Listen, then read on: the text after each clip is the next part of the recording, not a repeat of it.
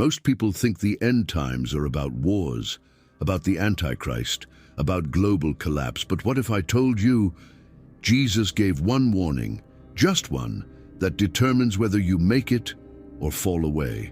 And almost no one is talking about it, not because it's hidden, but because it's uncomfortable. In fact, this one thing is already happening inside people who believe they're saved. Stay with me, because in the next few minutes, you're going to see the exact words of Jesus and why ignoring them could cost you everything.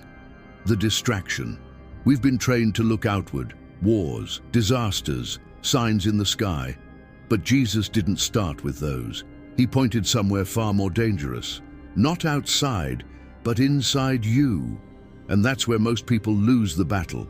Before I show you the verse, you need to understand something shocking. Jesus never said the biggest danger would be persecution. He said the greatest danger would come from within the hearts of believers. And when you see this, you won't look at your own life the same way again. The core verse revealed. Here it is, the warning almost no one preaches. Because of the increase of wickedness, the love of most will grow cold. Read that again. The love of most, not a few, not outsiders, most. The shocking truth. This isn't about atheists. This isn't about people who reject God.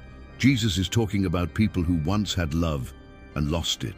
People who started strong but didn't finish. Why this is terrifying? Because you don't notice it happening. A cold heart doesn't come overnight. It fades, slowly, silently, until one day you're still going through the motions, but something inside you is gone. Relatable pain point. Have you felt it?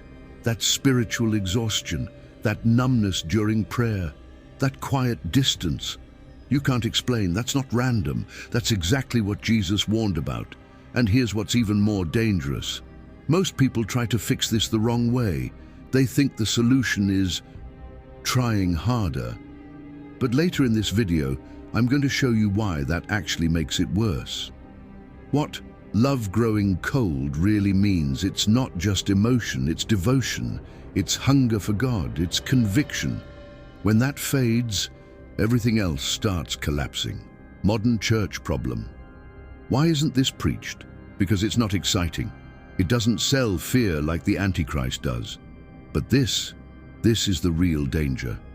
Pattern interrupt. Reflection moment. Pause for a second. Imagine this. You're standing before God and everything you thought mattered doesn't, because your heart grew cold. Back to Scripture. Jesus didn't stop there. He said, "But the one who stands firm to the end will be saved." Not the one who starts strong, the one who finishes. What standing firm is not. It's not about perfection. It's not about never failing. It's about something deeper that most people misunderstand. And this is where most teachings get it wrong, because standing firm has nothing to do with willpower. Later, I'll show you what it actually means, and it will completely change how you fight. The slow fall. No one wakes up and decides to fall away.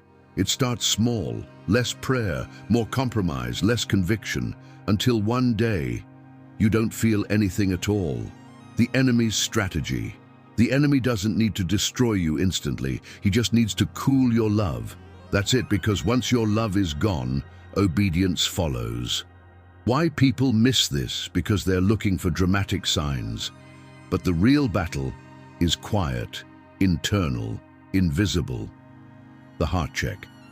Ask yourself, do you still hunger for truth? Do you still feel conviction, or have things become normal? The danger of normalization. Sin doesn't shock you anymore. Prayer feels optional. God feels distant. That's not harmless. That's the warning. Escalation. And here's the part no one wants to admit. You can be active in church and still be cold inside. But there's a hidden key Jesus hinted at, something most people completely overlook. It's connected to a parable about oil, and what that oil really represents might shock you. The parable connection. The wise and foolish virgins, same waiting, same expectation, different outcome. Why? Oil. The secret of the oil. The oil isn't knowledge. It's not routine. It's something internal, alive, building tension. And here's the terrifying part. You can think you have it and still not have enough. Real-life reflection. How many people say, "I used to feel closer to God"? That's not random. That's the process Jesus warned about. The invisible drift. You don't notice distance when it happens gradually, but spiritually, it's everything. If this is hitting you, that's not coincidence. That's awareness. And awareness is where change begins. Because coming up, I'm going to show you the one mistake believers make when trying to fix a cold heart, and it actually pushes them further away. Wrong solution. Trying harder, more effort, more pressure, but no transformation. Why it fails? Because this isn't a behavior problem, it's a heart condition. The real solution, start standing firm, means staying connected, not forcing yourself. Depth. It's about dependence, not performance, and that's where most people get it wrong. The turning point, when you stop striving and start surrendering, everything shifts. Spiritual truth. The fire doesn't come from you, it comes from Him. Your job is to stay near, and in a moment, I'll show you the one practical step that keeps your love from ever growing cold again. Practical step, consistency over intensity. Daily connection, not occasional bursts. Reinforcement. It's not about feeling something every time, it's about staying, even when you don't feel anything. Final warning, because the end times won't just test your knowledge, they'll test your heart. If you're making the decision today to not let your love grow cold, comment, "I stand firm." This isn't just a comment, it's a declaration. And if you felt something shift inside you today, don't ignore it. Because in the next video, I'm going to break down the hidden truth about the oil and why many who think they're ready won't be. Watch that next, before it's too late.